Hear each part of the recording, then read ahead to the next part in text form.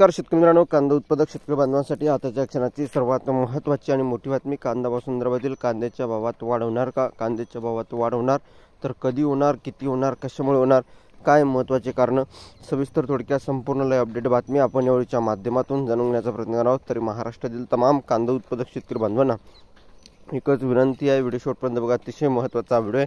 Video जर आवडला तर नक्कीच लाईक करा। आपल्या चॅनलवर नवीन असाल तर माझा शेतकरी हवामान आपल्या यूट्यूब चॅनलला सबस्क्राईब करा, करू शकता। मागणी उत्पादनात तफावत असल्याने कांदा उत्पादक अडचणीत, माणिकराव कोकाटे यांचे मत बघू शकता। महत्त्वाची बातमी बघू शकता।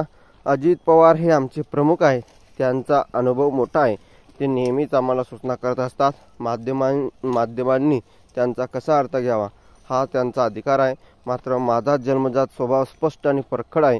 माझे बोलणे जरी परखड असले तरी हेतू स्वच्छ असतो, त्यामागे स्वार्थ नसतो, तर शेतकऱ्यांच्या कल्याणाचाच विचार असतो, असे त्यांनी एका प्रश्नाच्या उत्तरात स्पष्ट केले आहे।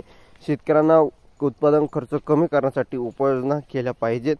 शेती कामासाठी मजूर न मिळे ही समस्या जगभर झाली आहे। उत्पादन खर्च कमी करण्यासाठी शेती कामाचे यांत्रिकीकरण केले पाहिजे। शेतकरी गट निर्माण करून संयुक्तपणे उत्पादनाचा विचार केला पाहिजे। खते व औषधांचा खर्च कमी केला पाहिजे असे मत त्यांनी व्यक्त केले आहे।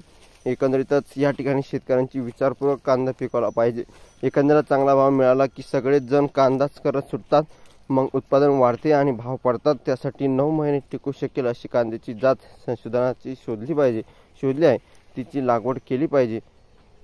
कांद्याच्या या ठिकाणी बघितलं, एकंदरीतच शेतकरी मित्रांनो या ठिकाणी बघितलं तर कांद्याच्या आधुनिक चाळी उभारून साठवण क्षमता वाढवली पाहिजे। एकंदरीतच पेरणीपासून ते साठवणुकीपर्यंत नियोजन करून पीक घेण्यास कांद्यात सारखा तोटा होणार नाही, असे म्हणणे कोकाटे यांनी मांडले आहे। धन्यवाद।